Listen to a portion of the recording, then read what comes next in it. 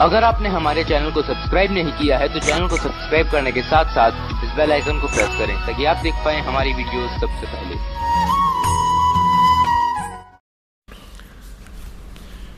एक समय एक राजा था, काशी नरेश वीर देव सिंह बघेल। वो राजा लोग वही बनते हैं जैसा आपको बताया था, ये पुण्यकर्मी प्राणी होते हैं और इनमें भगवान की चाह बराबर रहती है। और ये साधु संत मंदिर आदि में गुरुद्वारों में ये जाते ही रहते हैं, इनके बस की बात नहीं।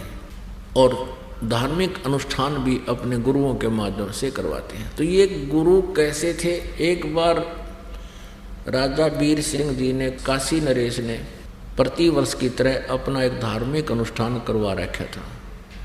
उनके महल से अपने रेजिडेंस उस बाग में था। उस बाग के एक कोने में अलग से एक सत्संग स्थल बना रखा था।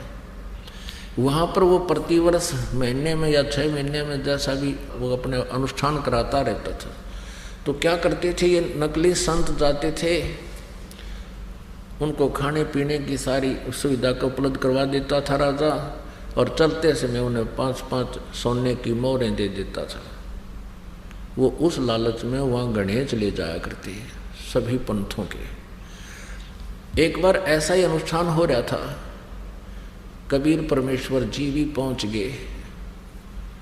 अन्य संत थे, वो कोई लाल कपड़े पर रहा, कोई दाढ़ी मूछ मुंडा रहा, या कति बड़ी बड़ी दाढ़ी अलग से सिंगर के बैठा, कंठी माला गणी पैर के। परमात्मा अपने सिंपल वाणी में जैसा भी वो उत्तर प्रदेश का, उसमें धोती कुर्ता टोपी हुआ करती थी, इसमें और दाढ़ी बड़ी हुई, जाके उन्हीं में बैठ गए। सत्संग हो रहा था।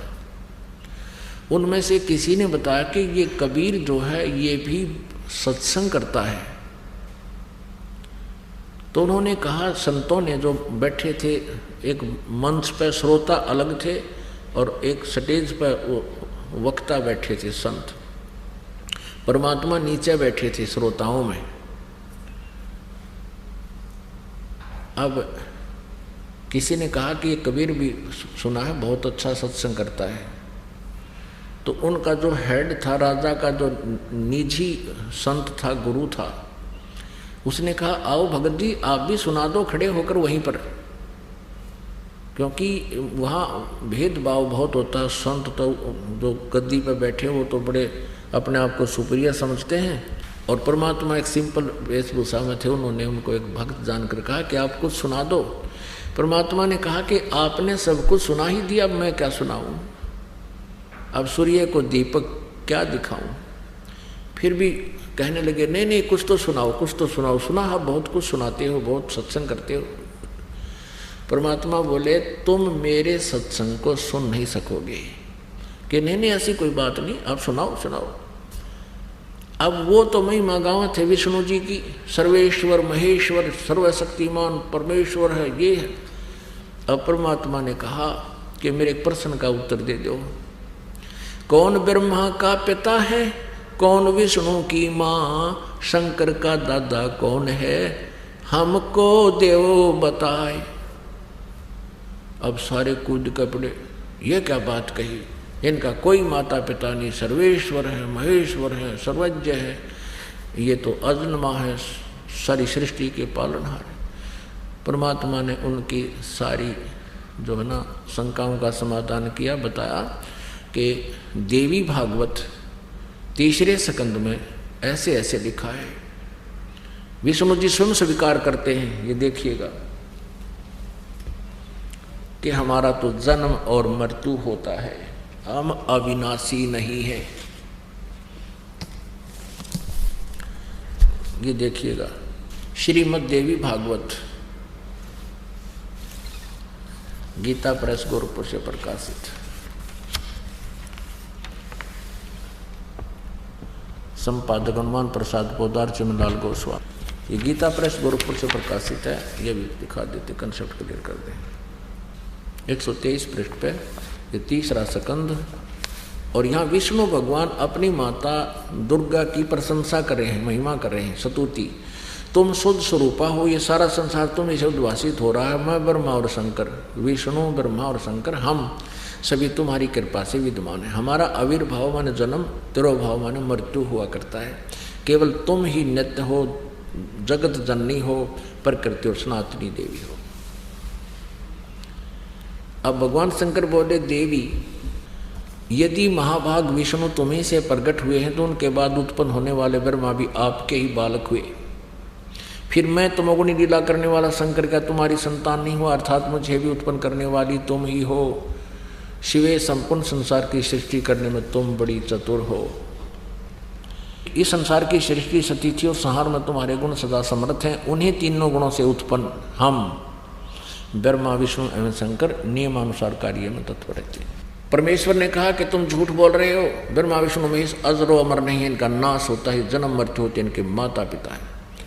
ये ब्रह्म काल रूपी ब्रह्म ये इनका पिता है और दुर्गा इनकी माता है।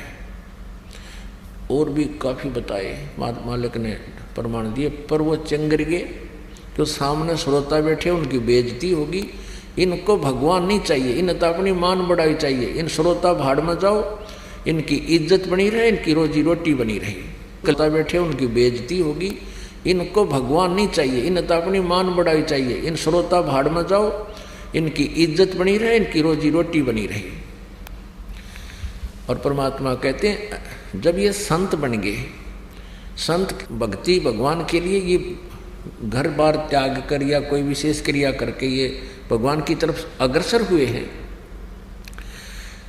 और ये संत बन गए, औरों को मार्गदर्शन कर रहे हैं, स्वयं ज्ञान नहीं।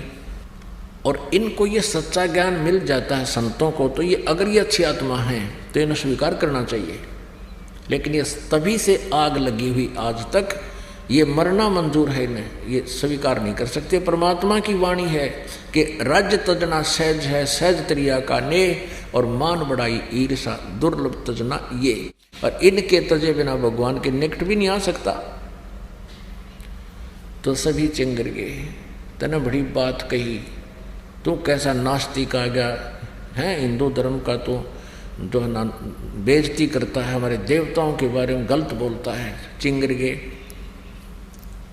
उनमें से एक व्यक्ति गया, संत राजा के पास पहुंचा, राजा से और नमक मिर्च लगा के कहा कि कबीर नाम का कोई व्यक्ति है, हमारे हिंदू धर्म की बेइज्जती करता है, विष्णु जी को नासवान बताता है, हमारी तो नाक काटती। राजन परमात्मा उधर वार्ता कर रहे थे उनसे, इतने में राजा ने एक पुलिस वाला भेजा लाठी लेकर, अब जाओ कबीर को बुला कर ला।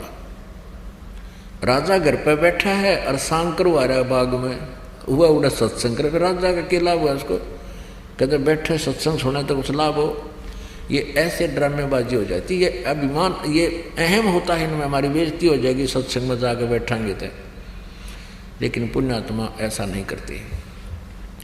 तो राजा ने सिपाही भेजा छड़ीदार के ला उसको बुला के। अब छड़ीदार ने यानी उस सैनिक ने कहा जाके कि चलो तुमको राजा बुलाते हैं, तो क्या बकवास कर रहा है। अब परमेश्वर ने कहा कि भाई मैं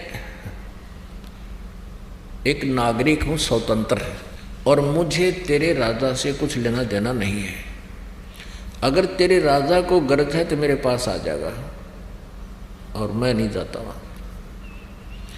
अब उस सैनिक ने साथ में वो जो संत आया था लेकर बुला कर लाया था, वो फिर वापस गए। राजा से कहा कि राजन वो तो यूँ कहे मैं ठेंगे पर रखता हूँ ऐसे राजाओं को, मुझे जरूरत नहीं ऐसे राजाओं की, उसको गरज पड़े तो आ जा। अब राजा ने यह बात कोई कह दे उसका, वो तो फिर अपनी बेइज्जती मान लेता है, और अभिमान बहुत होता है राजा में। 10-20 सैनिक लेकर चला राजा स्वयं। अब परमात्मा कहते हैं सो छल छिद्र मैं करूं अपने जन के काज। जब वो राजा वीरदेव सिंह बघेल रह गया 100 फुट की दूरी पर, 100-125 फुट की दूरी पर, तब परमात्मा ने अपना आसन जमीन से 1.5 फुट ऊपर कर लिया। हवा में 1.5 फुट ऊपर हवा में बैठे, नीचे कुछ नहीं, जमीन से 1.5 फुट ऊपर उठ गए केवल राजा को दृष्टिगोचर हो रहे हैं, अन्य को नहीं। अब कितना अंडी पाक रहा हो भगवान के सामने, फिर के ब्यों इन राजाओं का। 1 मिनट में इनकी मुर्गी बना दे संत जो चाहत है। तो वो डर गया, उसने देखा ये तो वह परम संत है, जमीन से ऊपर नीचे कुछ भी नहीं। गया तथा उनको सोटे मारन और हाथ जोड़ कर करबद्ध खड़ा हो गया। हे परवरदिगार, आपका क्या विवाद है? परमात्मा बोले कि विवाद इनका और मेरा है, आप किस लिए आ गए यहाँ पर? अब कोई जवाब नहीं, घबरा गया कि क्योंकि इतनी चमत्कार देखकर कलजा पाट जाए आदमी का। राजा बोला मेरी गलती होगी, इन्होंने बुलाया मुझे। तो परमात्मा बोले ये अज्ञानी बैठे हैं, इनको ज्ञान नहीं है। परमात्मा ने 1 घंटा खड़ा होकर सत्संग करा के सारी हर पहलू पर विचार दिया। तू कौन, कहाँ से आया है, परमात्मा की भक्ति बिना तुम्हारा क्या होगा, राज्य पद तभी तक रहेगा जब तक तुम्हारे पुण्य हैं, पुण्य क्षीण होने के बाद फिर राजा रसब हो।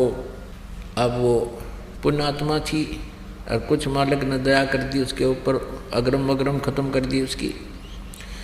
हाथ जोड़ के कबीर परमेश्वर को अपने महल में ले गया कि मेरे साथ चलो परवरदिगार। परमात्मा बोले अपने गुरु को भी साथ ले ले जब चलूँगा। अच्छा जी, सबको विदा करवा दिया। उनको जो दक्षिणा दिवानी थी दे दी जाओ, वो तो लालची आ रहे थे। भोजन भंडारा करा दिया उसके गुरु को, और साथ में परमेश्वर दोनों राजा के महल में गए। अब परमात्मा कहते अब सुनो मेरा इसका क्या विवाद था, निकाल तेरी सारी पोथियों को।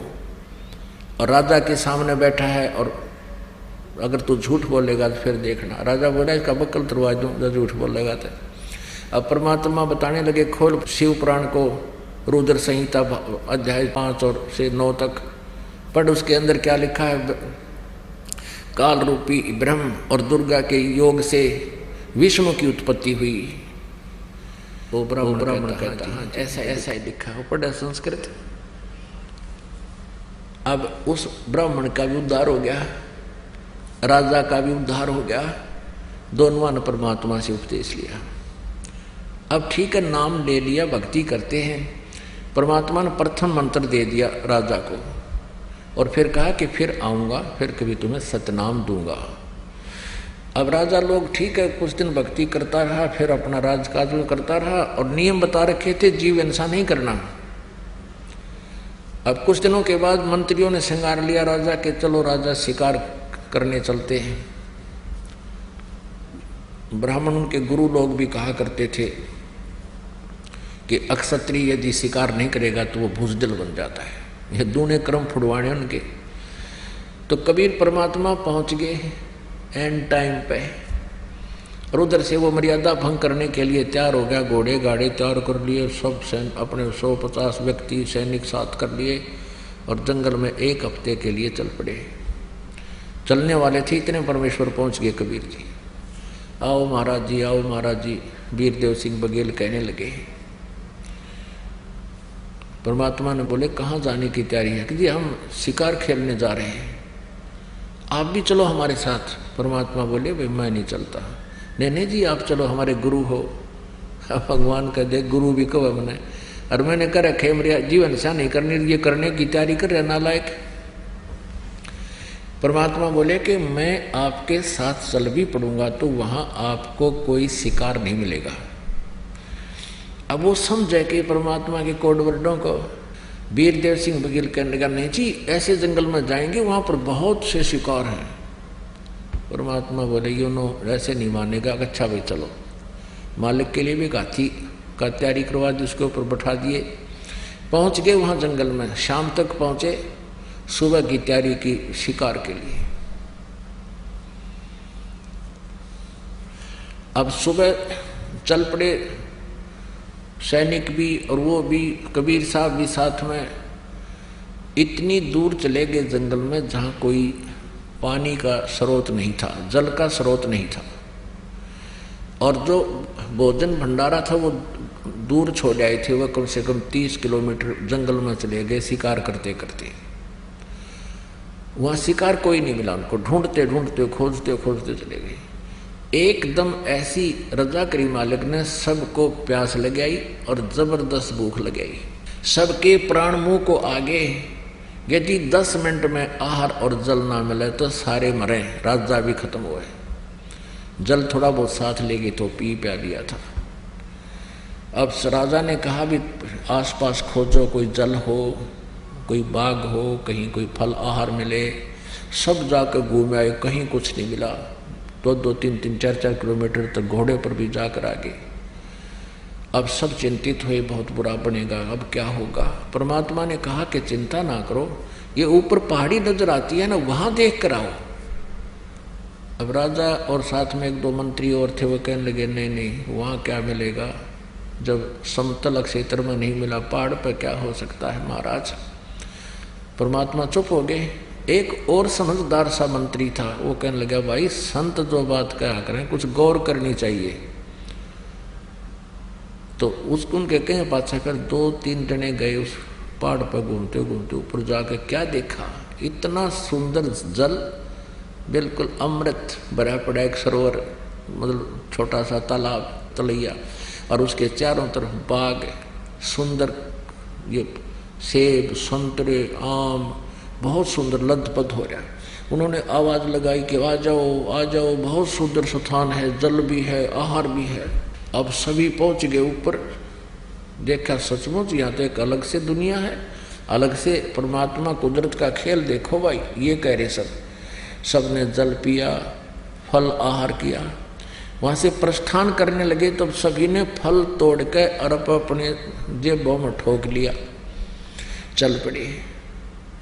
अब घोड़े पर बैठा रखे थे, हाथी तो पीछे छोड़ रखा था।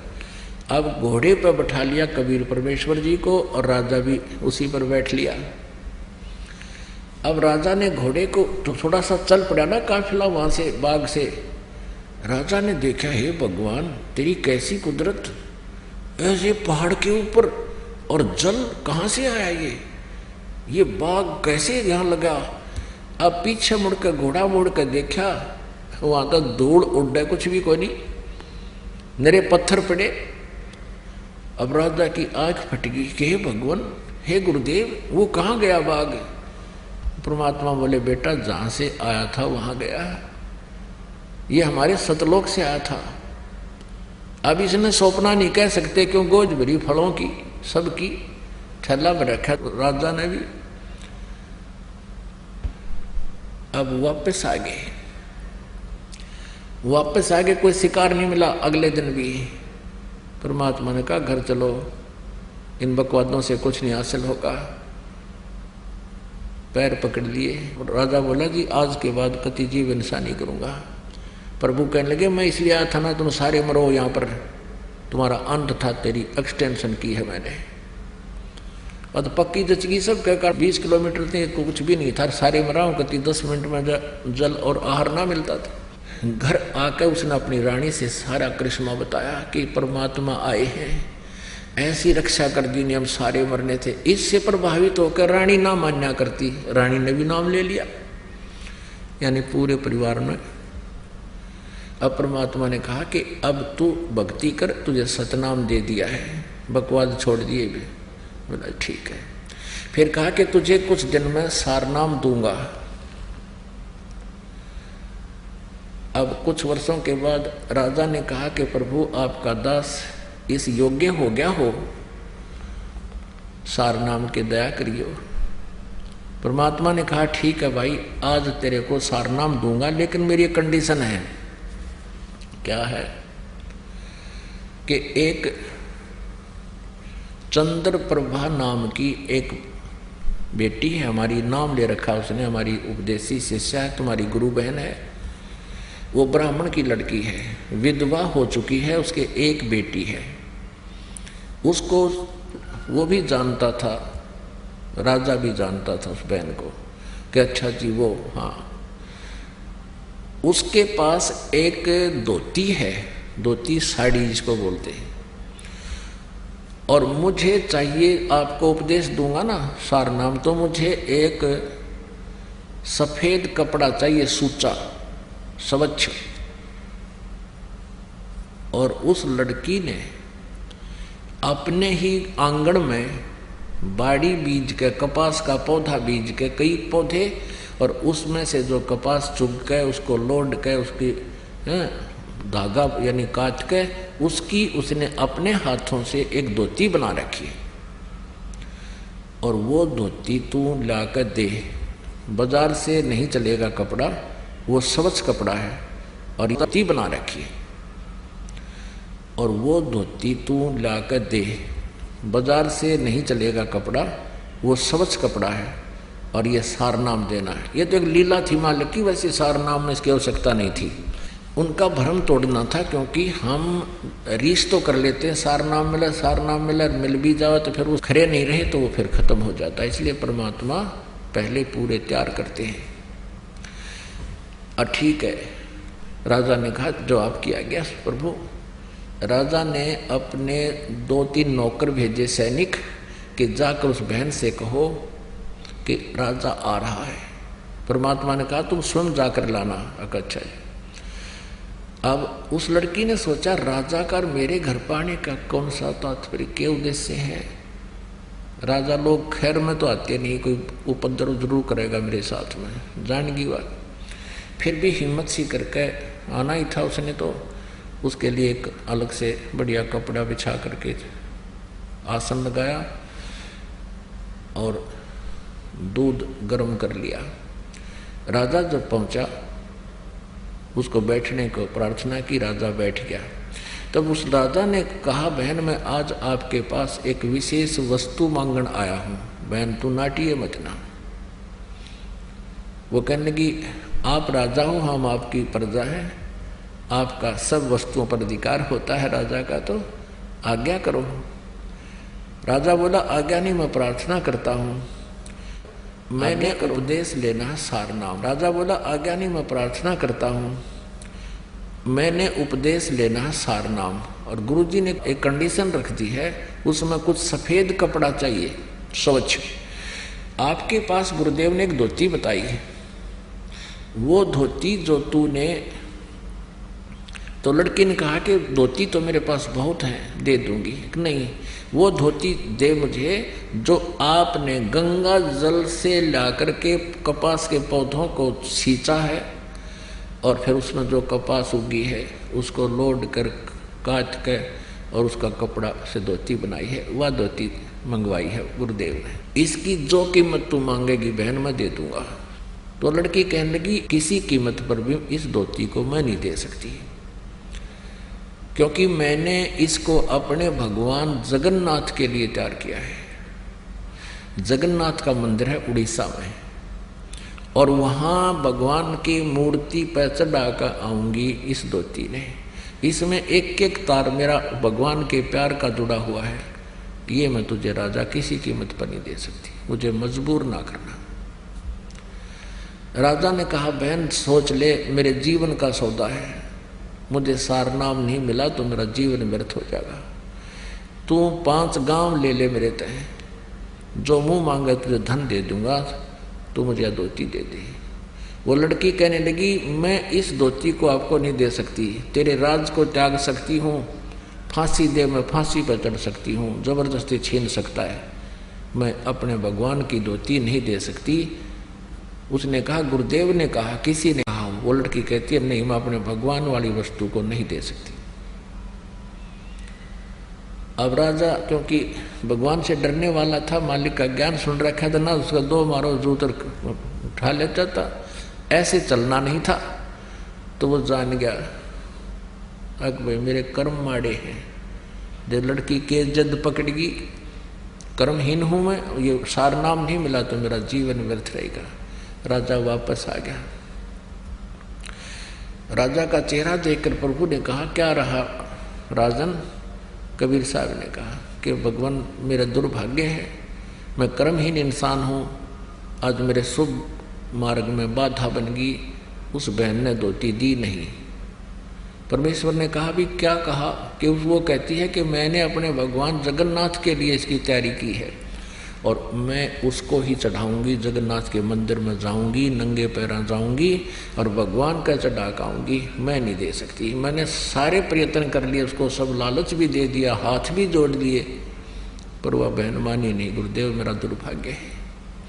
परमात्मा बोले भी चलो मैं अपनी कंडीशन लूज करता हूँ, अपनी शर्त को मैं ढीला करता हूँ, तो ऐसे कर, ये बहन जगन्नाथ में जो तेरी गुरु बहन है, जगन्नाथ के मंदिर में या धोती चढ़ा के आवेगी, अर्पण करेगी, तू उसकी मदद कर दे, रास्ते में उसको कोई बाधा ना करे, और उस धोती को वे ठीक ठाक चढ़ा कर वापस आ जाएगी, इसको कोई दुख ना होया तो मैं तुझे सार नाम दे दूंगा, फिर मैंने कपड़े की जरूरत को ना।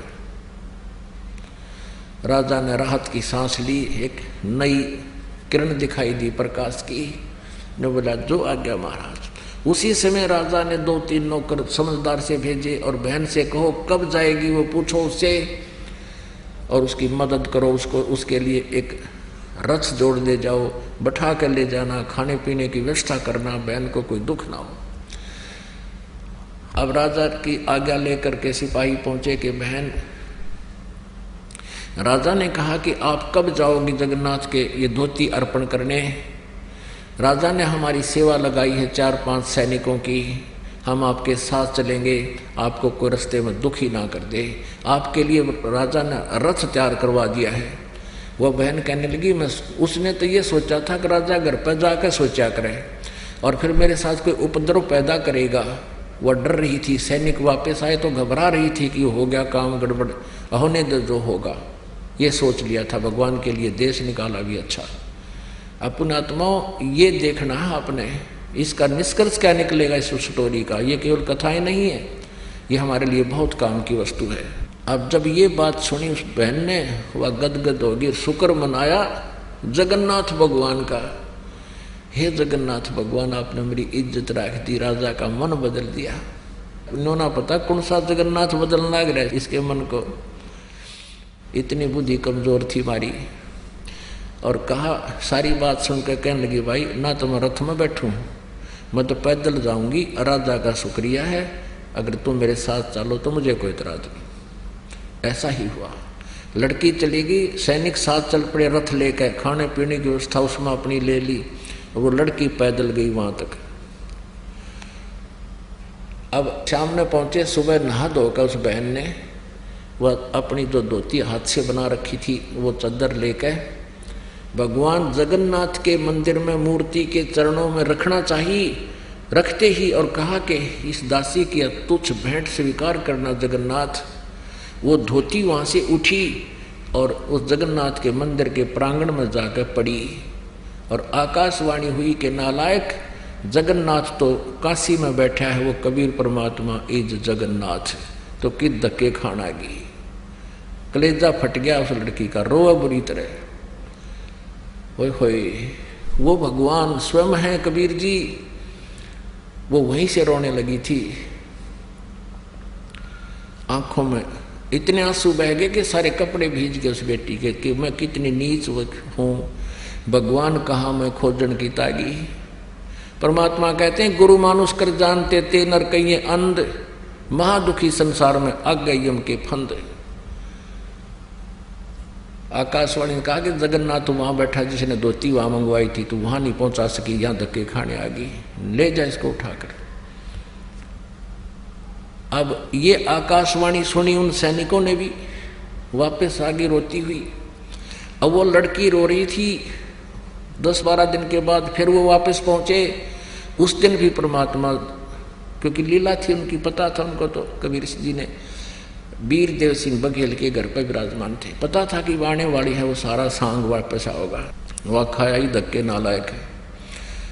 अब पहले पता किया कि कबीर साहब के घर पे गए, पता लगा कि राजा के यहाँ पहुँचे हैं, फिर राजा के घर पहुँचे, वो लड़की भी और वो सैनिक भी। लड़की रो रही, उसको उससे बोला नहीं जा रहा, चरणों में गिर गई भगवान कबीर साहब के, और ऐसे रो रही है कि उस पर आवाज़ निकल रही, गला कति रुंध गया उसका, ना कुछ बता पा रही है। अब राजा ने सोचा भाई के बिजली गिर गई इस लड़की पे, और गुरुजी ने तो कहा था इसको कोई दुख ना होना चाहिए, और क्या आपत्ति आ गई, और ये रो रही है, अब मुझे नाम मिला नहीं, क्योंकि भगवान ने कहा था इसको कष्ट नहीं होना चाहिए। सैनिकों को बुला कहा, अरे निकम्मो क्या हो गया इसको, तुमने मेरा नाश कर दिया।